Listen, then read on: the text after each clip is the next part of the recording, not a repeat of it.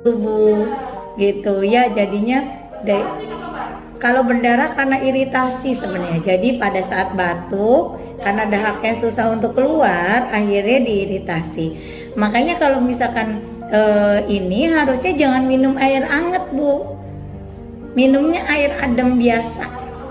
Iya, bukan es, tapi air biasa supaya ininya nggak luka. Karena kan kalau lagi batuk kan iritasi tenggorokannya.